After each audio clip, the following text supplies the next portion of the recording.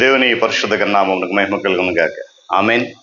క్రీస్తునందు ప్రియులారా, దేవుడు తన మహాకృపను బట్టి మరొక నూతన ఉదయకాల సమయంలో వేకునే రీతిగా ఆయన పాద సముఖములో చేరడానికి చక్కటి శ్రేష్టమైన ధన్యకరమైన సమయాన్ని మాకు అనుగ్రహించారు. అందును బట్టి ఆయన విలువైన శ్రేష్టమైన పరిశుద్ధ నామం బట్టి కృతజ్ఞతాస్తుతులు చెల్లిస్తా ఉన్నారు. క్రీస్తునందు ప్రియులైన దైవజనులు, స్నేహితులు, విశ్వాసులు, సహోదరి సహోదరులు, ఈ కార్యక్రమాన్ని వీక్షిస్తున్న ఆత్మీయులందరికీ మన రక్షకుడును ప్రియ ప్రభువైన యేసుక్రీస్తు వారి ఉన్నతమైన నామములో ఉదయకాలపు శుభములు మరియు నిండు వందనాలు తెలియజేస్తున్నాను. మీరందరూ బాగున్నారు కదండి? చాలా సంతోషం. రండి, ఈ దినం కూడా ప్రేమతో మేము ఆహ్వానిస్తున్నాం. అనుదిన అభివృద్ధి ఉదయకాలపు ధ్యానాలు అనేటువంటి ఆధ్యాత్మిక కార్యక్రమంలో అంతపాటు పాల్గొచ్చుకండి, వాక్యాన్ని ధ్యానించండి, దేవుని దీవెన పొందండి. బైబిల్ సగలోనే తెరచి చూడండి, లేని పక్షాన్ని చదివిన మాట జాగ్రత్తగా వినండి, గ్రహించండి. నేటి దిన ధ్యాన వాక్యం మత్తయి సువార్త 3వ అధ్యాయము 11వ వచనాన్ని చదువుతా ఉన్నాను. నేను నీళ్లలో మీకు బాప్తిస్మం ఇచ్చున్నాను, ఆయన పరిశుద్ధాత్మలోను అగ్నితోనూ మీకు బాప్తిస్మం ఇచ్చును. దేవుడు తన పరిశుద్ధ లేఖన మాటను మన కొరకు దీవించును గాక. ప్రార్థన చేద్దాం. ప్రేమ కలిగిన మా తండ్రి, మహోన్నతుడు, మీకు వందనాలు. ఆశ్చర్యమైనటువంటి నీ ప్రేమ, నీ కృపతో నన్ను మమ్మల్ని మీరు బలపరిచి దీవెతో నింపినందుకు వందనాలు. నీ సన్నిధి, నీ కాపుదల నాయన మాతో ఉంచి ఈ ఆధ్యాత్మిక కార్యక్రమం ద్వారా అనేక సత్యాలు నేర్చుకునే కృప దయచేసి ఈ దినం కూడా నీ మాటలు వినబడడానికి సిద్ధపడుతుండగా నీ సన్నిధి మాతో ఉంచండి. ఆత్మతో నడిపింపు దయచేయండి. ఘనత మహిమ మీరు పొందండి. యేసయ్య ఉన్నతమైన నామమున అడుగుతున్నాం తండ్రి, ఆమేన్. మంచిది పిల్లరా, చదవని మాట మనందరూ తెలుసు. ఎవరు పలికారు, ఏ సందర్భంలో పలికారు అనేటువంటి ఆలోచన కనుక చేస్తే, యేసుక్రీస్తు ప్రభు వారి యొక్క రాకకు ముందు, అనగా ఆయన జన్మించడానికి ముందు భక్తుడు బాప్తిస్మం ఇచ్చి యోహాను బయలుదేరాడు. దేవుని ఆత్మ చేత నింపబడిన వాడై ప్రభు మార్గము సరళము చేయడానికి ఏర్పాటు చేయబడిన ఒక వ్యక్తి.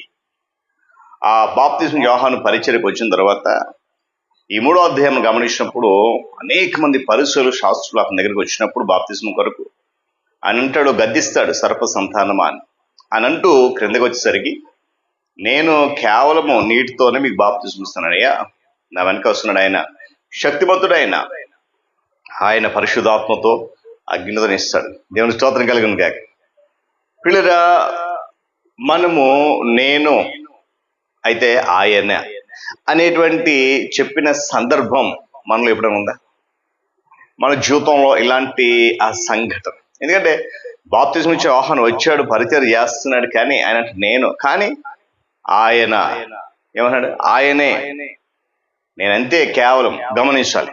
అంటే ఆ సందర్భం వచ్చే వరకు కూడా పరిశుద్ధాత్మ బాప్తిస్మం అంటే ఏంటో బహుశా మనకు తెలియక ఉండొచ్చు, తెలిసి ఉండకపోవచ్చు.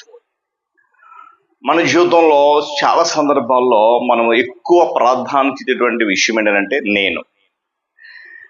దానికి ఎక్కువ ప్రాధాన్యత ఉన్నప్పుడు మన జీవితంలో ఆయన అనగా దేవునికి ప్రాధాన్యత ఇవ్వలేం. నేను అనే మాటకు ప్రాధాన్యత తగ్గినప్పుడు మాత్రమే ఆయనకు అనే మాటకు ప్రాధాన్యత అనేది మన జీవితంలో సంతరించుకుంటుంది. ఎందుకంటే ఎవ్వరూ చేయలేనటువంటి కార్యాలు భూమి మీద యేసుప్రభు వారు మాత్రమే చేశాడు, చేయగలడు. ఆయన మనలో ఉన్నటువంటి ఆటంకాలన్నిటిని తొలగే వరకు, మనలో ఉన్నటువంటి పాప భారం అంతా తొలగిపోయే వరకు, మన ఆధ్యాత్మిక జీవితానికి లేక మార్గాన్ని గడ్డులు తొలగిపోయే వరకు కూడా ఆయన మన హృదయంలోనికి రాడు. కారణం ఏంటి తెలుసా? మన హృదయంలో ఉన్నటువంటి ప్రతి తప్పును ఆయన వెలుగులోనికి తెచ్చి పశ్చాత్తాపడడానికి సిద్ధపడాలి. ఆయన ఆ మార్గం గుండా మనల్ని నడిపిస్తూ ఉన్నాడు. ఏమండి, మనము ప్రతి ఒక్కరం కూడా నేను పాపిని అని ఒప్పుకున్నప్పుడు ఆయన మన దగ్గరికి వస్తాడు. నేను పాపిని ఒప్పుకోవాలి. యెషయా అంటాడు కదా, అయ్యో నేను అపవిత్రమైన పెదవులు గలవాడను, అపవిత్రమైన జనముల మధ్య నివసిస్తూ ఉన్నాను. నేను మంచివాడిని అని మనం అనుకున్నప్పుడు, నేను మంచి చేస్తున్నాను అని మనం అనుకున్నప్పుడు ఆయన మన దగ్గరికి రాడు.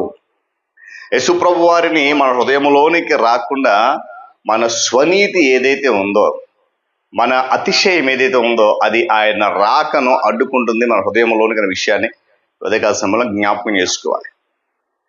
నేను అయోగ్యుడను అని ఒప్పుకోవడమే పశ్చాత్తాపం. మనలో పశ్చాత్తాపం కలిగినప్పుడు మనలో ఉన్నటువంటి అనర్హత ఏంటనేది మనకు తెలుస్తుంది. ఆ పశ్చాత్తాప స్థితి రానంత వరకు మనలో ఉన్నటువంటి అనర్హత ఏంటో మనకి తెలియదు. అని అంటాడు, ఆయన చెప్పులు మోసే అర్హత కూడా నాకు లేదు అని చెప్పి యోహాను అంటున్నాడు. ఆయన చెప్పులు వారు ఇప్పటికైనా నువ్వు యోగ్యుడని కాదు, నేను పాత్ర కాదు, ఆయన హెచ్చవలసి ఉన్నది, నేను తగ్గాల్సి ఉన్నది. అలాంటి ఆ యొక్క విషయము అంటే నేను ఆయన పాదములు పట్టుకోవడానికి కూడా యోగ్యుడని కానని ఎప్పుడైతే నువ్వు గుర్తిస్తావు, ఏమండి గుర్తించాలి. ఇప్పుడు మనలో పశ్చాత్తాపం కలిగినప్పుడు, ఆ అనర్హత ఏంటో మనం తెలిసినప్పుడు ఆ అర్హత నాకు లేదు అనేటువంటి విషయాన్ని మనము గుర్తిస్తాం.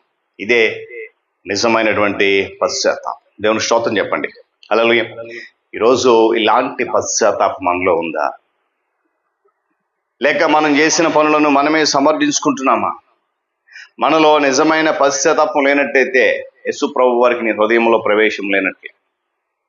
పశ్చాత్తాప హృదయం దాని సన్నిధికి రమ్మని వాక్యం జ్ఞాపకం చేస్తుంది. దావీదు భక్తుడు మహారాజు ఉండి పశ్చాత్తాపంతో కన్నీరు కార్చి ప్రార్థన చేశాడు. ప్రభు దగ్గరికి వచ్చాడు, పాపం క్షమించాడు, రాజును అత్యున్నతానికి ఎదిగడానికి సహాయం చేశాడు. యేసుప్రభు వారు అన్నారు కదా, పిల్లలు గమనించాలి, ఆయన పరిశుద్ధాత్మలోను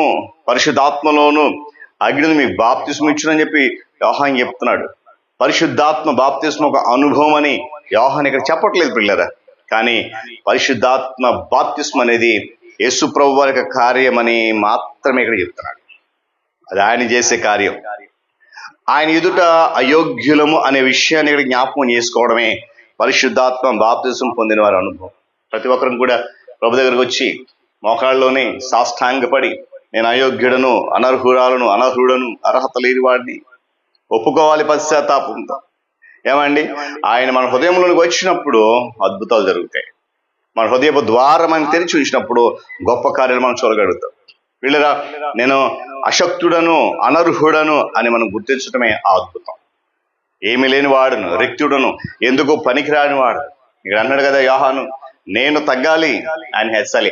ఆయన చెప్పుల వారు విప్పుటకైనను నేను యోగ్యుడను కాదు, పాత్రుడను కాను. అలాంటి పశ్చాత్తాప మనస్సు లేక అలాంటి పశ్చాత్తాప పరిస్థితి ఎప్పుడైతే మనలో వస్తుందో, ఆ అనుభవం ఎప్పుడైతే మనలో వస్తుందో, ప్రభువుని నా హృదయంలో రావడానికి ఆయన సిద్ధంగా ఉన్నాడు. కనుక మన పశ్చాత్తాప హృదయముతో తలుపులు తెరుద్దాం, ఆ హృదయంలో ప్రభువుని ఆహ్వానిద్దాం. తద్వారా ఆయన మార్గంలో నడుస్తూ మన జీవితంలో ఆయనను హెచ్చిస్తూ, ఆయన పాదాల కింద ఆయన బలమైన హస్తాల కింద దీన మనస్కులే ఒదిగి ఉందాం. పరిశుద్ధాత్మదేవుడు సహాయం ఇచ్చిన గాక. ప్రార్థన చేసుకుందాం. ప్రేమ కలిగిన తండ్రి, మహోన్నతుడు, మీకు వందనాలు. ఆత్మతో సత్యముతో ఆరాధించే గొప్ప కార్యక్రమాన్ని మాకు ఇచ్చారు.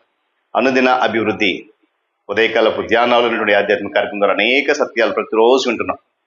ఇది అవసరం బలపరుస్తున్న స్తోత్రాలు. ఈ కార్యక్రమం అనేక మంది బిడ్డలు పాలుబస్సులై నీ మాటలు వింటున్నారు, ఆత్మీయంగా బలపడుతున్నారు. మరింత బలపరిచి నీ నామం మాత్రమే ఘనత కలుగులని నడిపించాలి.